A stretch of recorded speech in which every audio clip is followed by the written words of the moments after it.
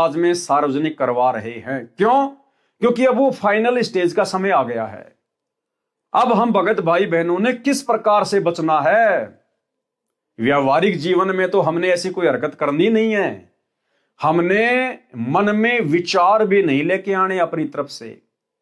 किसी मां बहन पर हम भक्तों ने इस प्रकार से भी दोष दृष्टि नहीं रखनी है।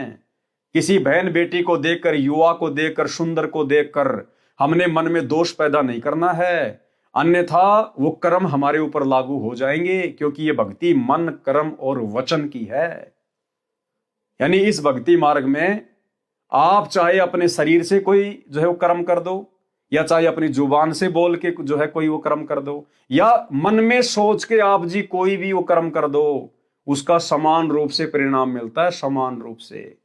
तो आप और हम भगत भाई बहनों को, विशेषकर साध संगति से जुड़ी हुई आत्माओं को, जो कि हम इस स्टेज पर पहुंच चुके हैं, अब ये छोटी छोटी बातें हमारे अंदर डर पैदा करेंगी। डर, जिस प्रकार आपने सदना कसाई की कथा में सुना कि वो लंबड़दारनी जब तक उसने सार्वजनिक माफी नहीं मांगी तब तक परमात्मा ने उसके स्तनों का घाव नहीं भरा।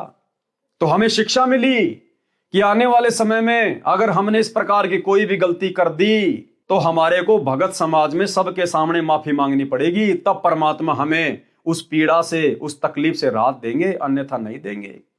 तो हमारे अंदर भय पैदा होगा।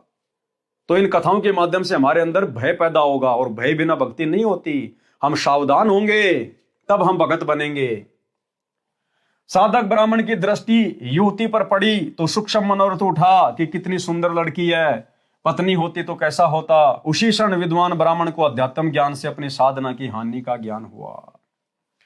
जेती नारी देखिया मन में दोष उपाए, ताक दोष भी लगत है जैसे भोग कमाए।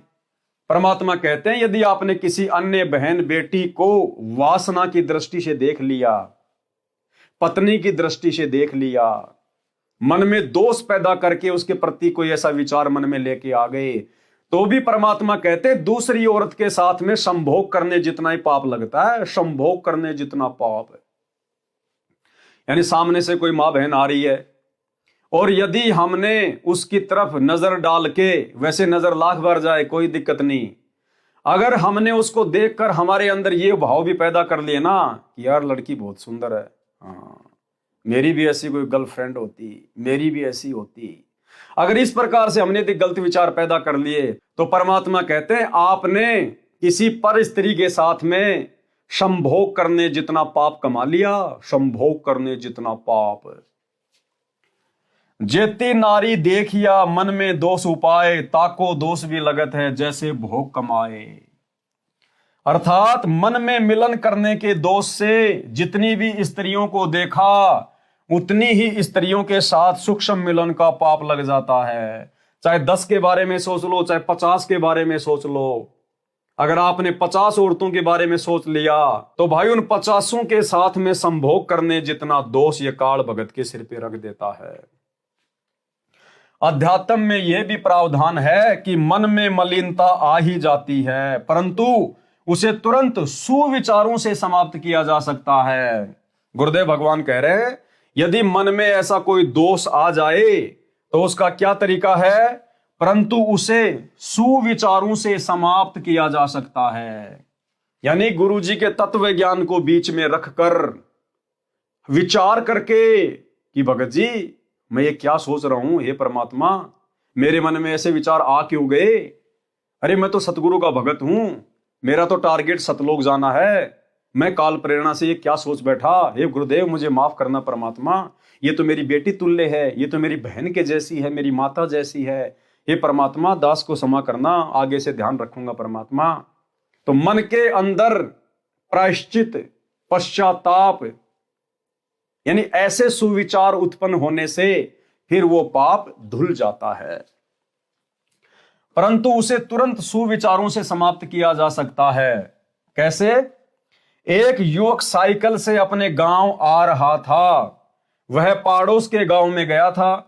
उसने दूर से देखा कि 3 लड़कियां सिर पर पशुओं का चारा लिए उसी गांव की तरफ जा रही थी। वह उनके पीछे साइकिल से आ रहा था। उसने उनमें से एक लड़की उन तीनों में अधिक आकर्षक लग रही थी।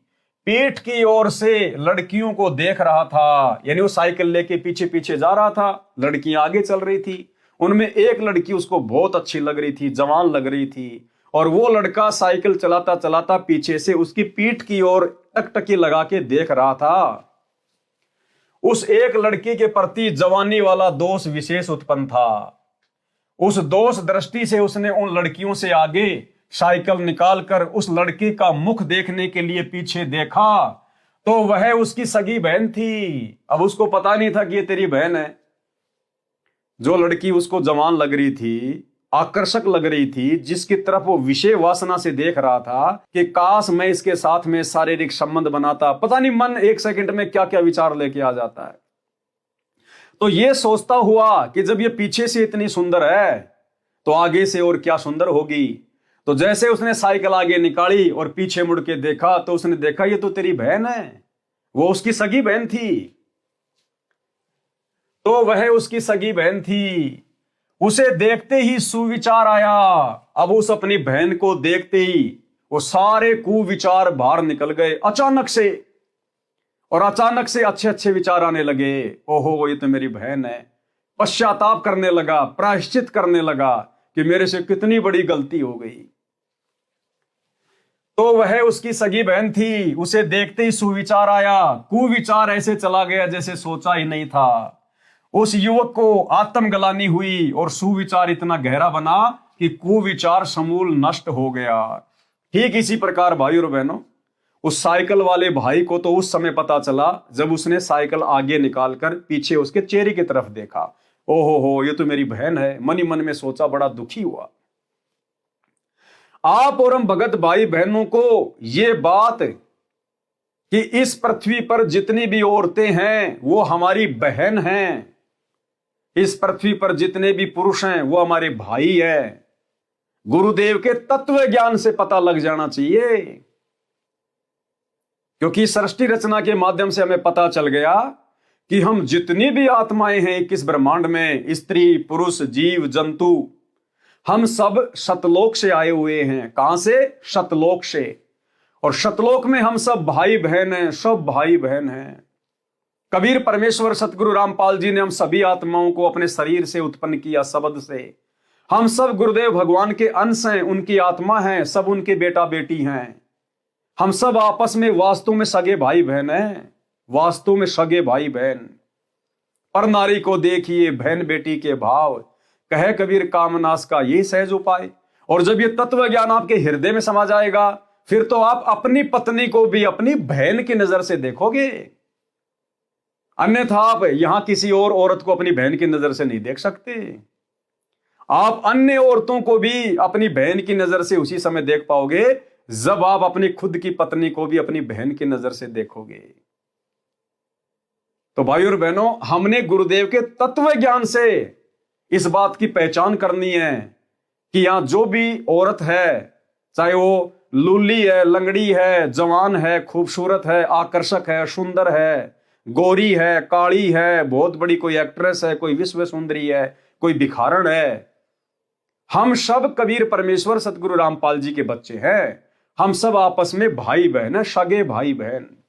तो हमारे मन में तो ये बात सोचकर ज्ञान आधार से वैसे दोष उत्पन्न नहीं होना चाहिए, बल्कि हमारे अंदर तो इससे बढ़कर ये विचार आने चाहिए कि अगर भक्ति सफल करनी है, मोक्ष प्राप्त करना है, तो जो गंदा कर्म मैं अपनी पत्नी को अपनी पत्नी समझ के कर रहा हूं, हमने तो उससे भी दूर हटना होगा।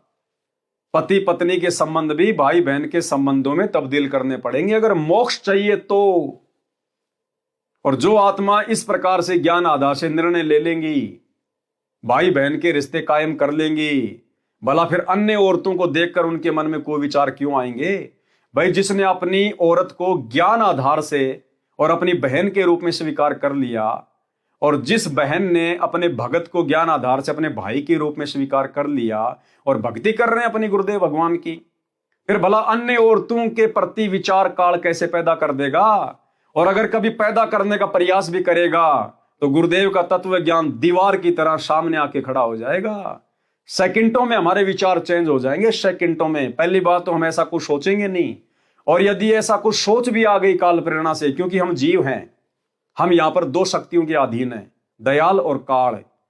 काल अपना काम करेगा, कुविचार पैदा करेगा, दयाल अपने सत्ज्ञान से कुविचारों का सफाया करेगा। तो कभी कभार मान लो अगर ऐसी नौबत आ गई, कोई ऐसा कोई प्रारब्ध आ गया, कोई बुरा संस्कार आ गया, और अगर 1-2 सेकंड के लिए, इतना ही होता अब इस भक्ति मार्ग में, अब केवल इतना ही होगा।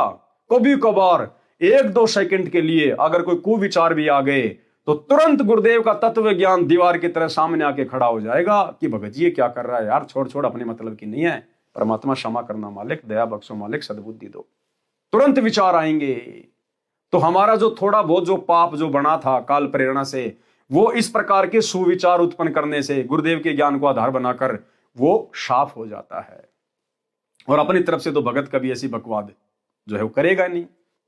अभी कुछ ही दिन पहले दास यूट्यूब पर देख रहा था, जो बागेश्वर वाला जो धीरेन्द्र शास्त्री है, उसको किसी ने भविष्य मल्लिका की पुस्तक लाके दी कि महाराज जी इसमें कुछ लिखा है, जरा आप भी बताओ क्या सही है क्या गलत है। तो कुछ बातें उसने पढ़ी, तो उसमें लिखा था कि आगे कलयुग में चलकर सभी स्त्री पुरुष व्यभिचारी हो जाएंगे। तो फिर उसने अपना स्टेटमेंट दिया धीरेन्द्र शास्त्री ने, और कहा कि यह बात तो बिल्कुल सत्य है, क्योंकि हमने पढ़ा था कि विज्ञान ने यह साबित किया है, विज्ञान ने एक ये प्रयोग किया है कि 90% स्त्री हो या पुरुष हो, 90% स्त्री हो या पुरुष हो, हर 3 मिनट में उनके अंदर विषय वासना को लेकर विचार उत्पन्न होते हैं। हर 3 मिनट में, हर 3 मिनट में एक बार स्त्री हो या पुरुष हो, उसके मन में गंदे विचार आते हैं, भोग विलास को लेकर, विषय वासना को लेकर, चाहे अपनी औरत को लेकर, चाहे किसी दूसरे की औरत को लेकर, या अन्य किसी रिश्तेदारों की औरतों को लेकर, या अपने ऑफिस में काम करने वाली औरतों को लेकर। वर्तमान में धरती पर जितने भी स्त्री पुरुष हैं, 90% स्त्री या पुरुष, चाहे वो मैरिड है चाहे अनमैरिड है, हर 3 मिनट में उनके अंदर विषय वासना की बातें जागती हैं। अब भाई और बहनों, आप और हम देखें अपने आप को कि गुरुदेव भगवान ने हमें कितना चेंज कर दिया। जब तक हम गुरुदेव की शरण में नहीं थे, हम भी उसी कैटेगरी में थे, 3 मिनट वाली में। हो सकता है हमारे अंदर तो 3 मिनट में 3 बार आते हों विचार, लेकिन जब से हम गुरुदेव की शरण में आए हैं, और आज 8-10 साल हो गए हमें, भाई और बहनों, इस धीरेन्द्र शास्त्री की उस वीडियो को देखने के बाद फिर मैंने विचार किया कि नालायक तू तो बहुत नीच आदमी था पहले, तेरे तो 3 मिनट में पता नहीं 30 बार आते होंगे विचार।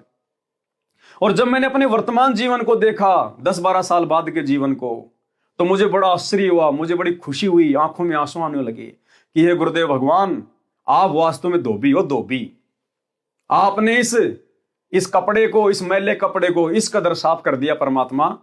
ये बातें जो धीरेन्द्र शास्त्री कह रहा ना कि 3 मिनट में एक बार तो गंदा विचार आता ही आता है, ये परमात्मा हमारे तो हो सकता है सारा दिन में अगर आए तो एक बार ही आए या फिर 2 बार, लोगों के तो 3 मिनट में एक बार, और हम भक्तों के 24 घंटे में 1 या 2 बार, वो भी काल प्रेरणा से जबरदस्ती। काल जब विशेष दबाव डालता है तो 1-2 सेकंड के लिए हो सकता है ऐसा कोई विचार आ जाए, लेकिन उसके तुरंत बाद परमात्मा का तत्व ज्ञान दीवार की तरह आगे आके खड़ा हो जाता है, और धीरे धीरे परमात्मा ऐसी दया बख्शेंगे, 24 घंटे में जो 1 या 2 सेकंड के लिए 1-2 बार आता है, वो भी आना बंद हो जाएगा। तो भाई और बहनों, इस प्रकार से परमेश्वर हमें शिक्षा देना चाह रहे हैं इन कथाओं के माध्यम से, कि अब हमने इस स्टेज पर आकर अपनी तरफ से इतना ज्ञान लेने के बाद, हमने अपनी तरफ से किसी भी बहन बेटी की तरफ गंदी नीयत नहीं रखनी, देखना ही नहीं, सोचना ही नहीं। गुरुदेव ने पिछले वीडियो में स्पष्ट कर दिया मुक्ति बोध में कि सामने से यदि कोई बहन बेटी आ रही है तो हमने उसके चेहरे की तरफ नहीं देखना है, और जब वो हमारे से बाईपास हो जाए तो हमने पीछे मुड़ के उसकी पीठ की तरफ नहीं देखना, और हम किसी भी मां बहन से बातें करें तो हमारी नजर नीचे होनी चाहिए। तो भाई और बहनों, हमें तो गुरुदेव भगवान सतर्क कर रहे हैं, तो अब हमें पता चल रहा है इन सब बातों का कि भक्ति मार्ग में कितनी गहरी सावधानी बरतने की आवश्यकता है। उसी दोष दृष्टि से उसने उन लड़कियों से आगे साइकिल निकालकर उस लड़की का मुख देखने के लिए पीछे देखा, तो वह उसकी सगी बहन थी। उसे देखते ही सुविचार आया, कुविचार ऐसे चला गया जैसे सोचा ही नहीं था।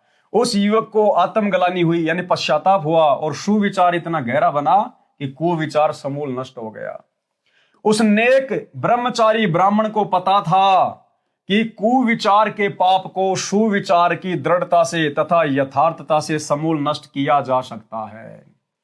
यदि हम भगत भाई बहनों के अंदर इस प्रकार के कोई कुविचार आ भी जाते हैं तो हमने गुरुदेव भगवान से माफी मांग के ज्ञान आधार से अपने आप को कोसते हुए कि नालायक इतना ज्ञान दे दिया गुरुजी ने, और अब भी उसी गंदगी में सुअर की तरह नाक रगड़ रहा है, कौन से दिन समझेगा परमात्मा को।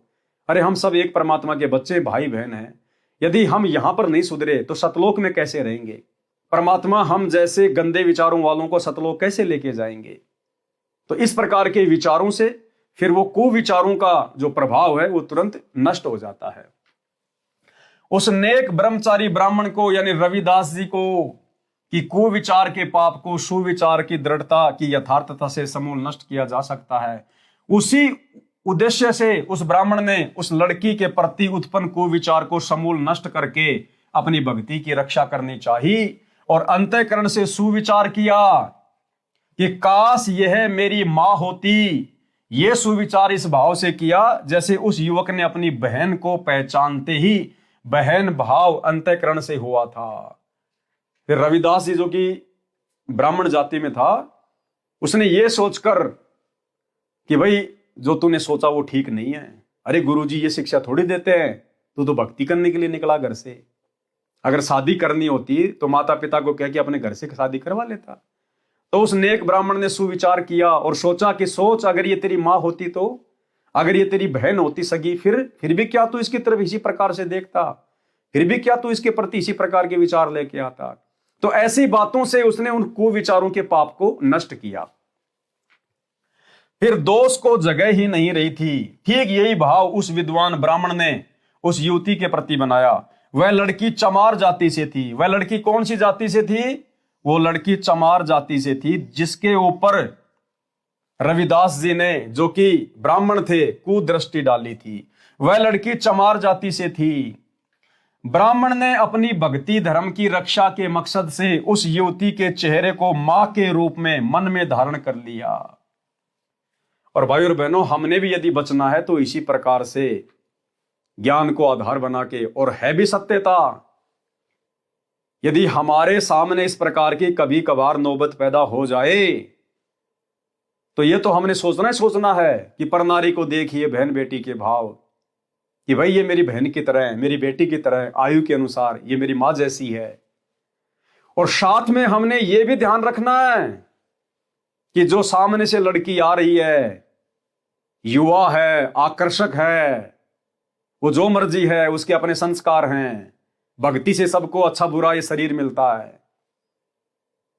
हमने ये सोच के रिएक्शन करना कि सामने ये जो बहन आ रही है ना, इसके रूप में मेरे गुरुजी ना हो,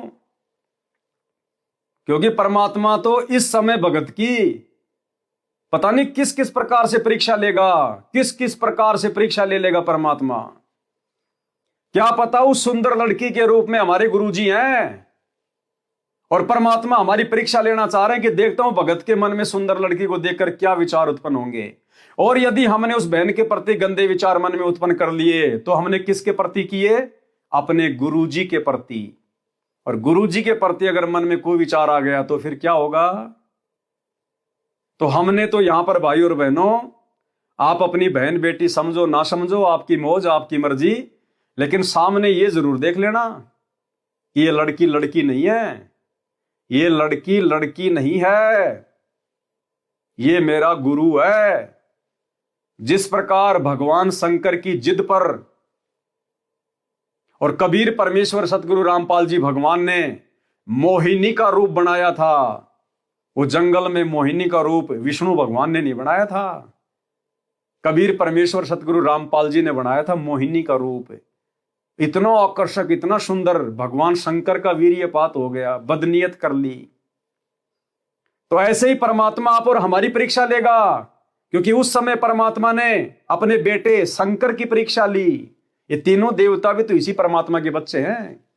शंकर जी को अभिमान हो गया था कि मैंने कामदेव पर विजय प्राप्त कर ली, 88,000 साल तक मैंने तपस्या की है, अब ये विषय वासना मुझे नहीं सता सकती। तो परमात्मा ने परीक्षा ले ली मोहिनी का रूप बना के, और शंकर जी फैल हो गए, डगमग हो गए। आज आप और हम भी तो शंकरी बनने चले हैं।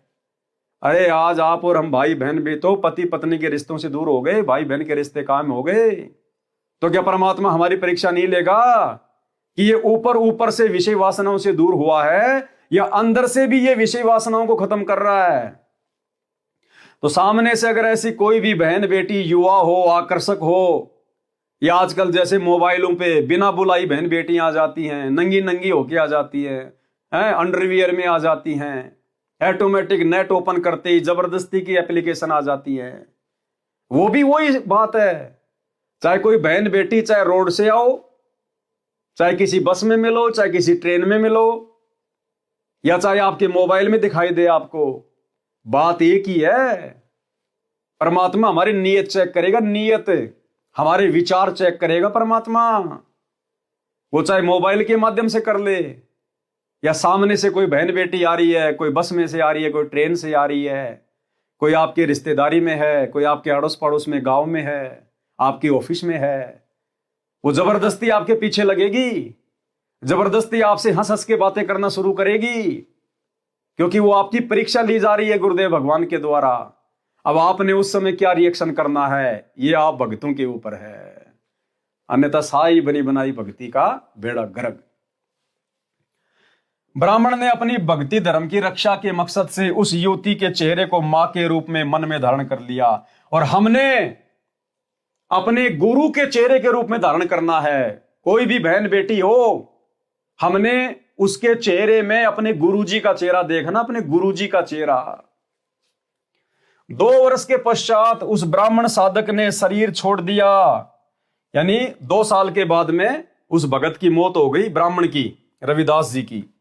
उस चमार कन्या का विवाह हो गया, और वो जो लड़की थी जो चमार जाति में थी उसकी शादी हो गई।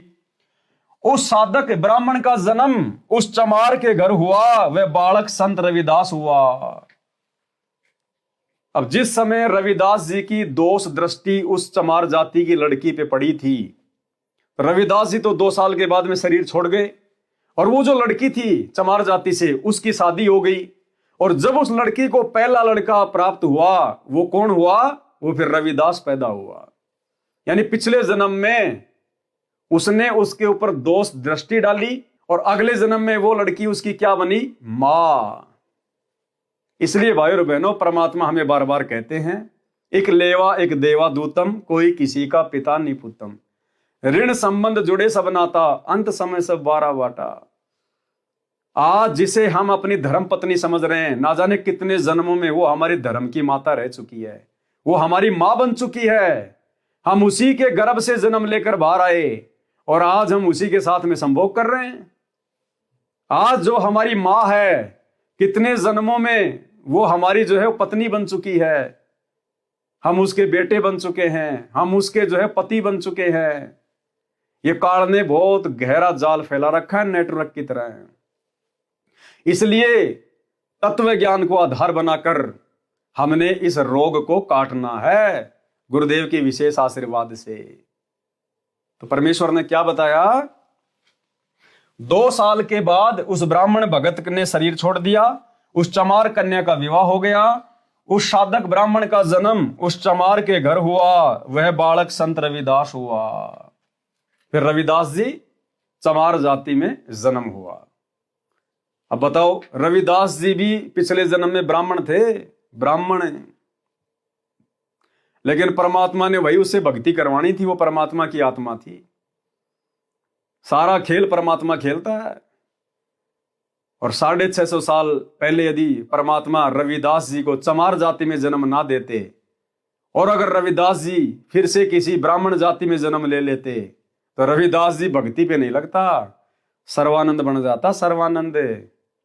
इसलिए परमात्मा ने उस प्यारी आत्मा को ऐसे परिवार में जन्म दिया जिससे उस भक्ति पे लग जाए, जिसमें आधीनी हो, दीनता हो, ज्यादा मुंह ऊंचा करके ना चले। ब्राह्मण जाति में जन्म हो जाता तो कितना अहंकार करता, कितना घमंड हो जाता, जाति अभिमान हो जाता। तो ये परमेश्वर सबको ठिकाने लगाता अपने हिसाब से। अब ये बातें आज तक गुरुदेव ने हमें कभी नहीं बताई, लेकिन अब वो ठीक का समय आ गया भाई और बहनों। इसलिए अब इन बातों पर विशेष तौर पर गंभीरता से हम लोग विचार करेंगे और अपने वर्तमान भक्ति जीवन को हम सत्सेवक भाई बहन इसी प्रकार से डालेंगे कि अब हमसे कोई गलती ना हो जाए। यह असंख्य जन्मों का रगड़ा झगड़ा है, अब की बार हमने टंटाई समाप्त करना है। ये उनका जन्म चमार समुदाय में काशी नगर में हुआ। ये परमेश्वर कबीर जी के समकालीन थे। परम भगत रविदास जी अपना चरमकार का कार्य किया करते थे, यानी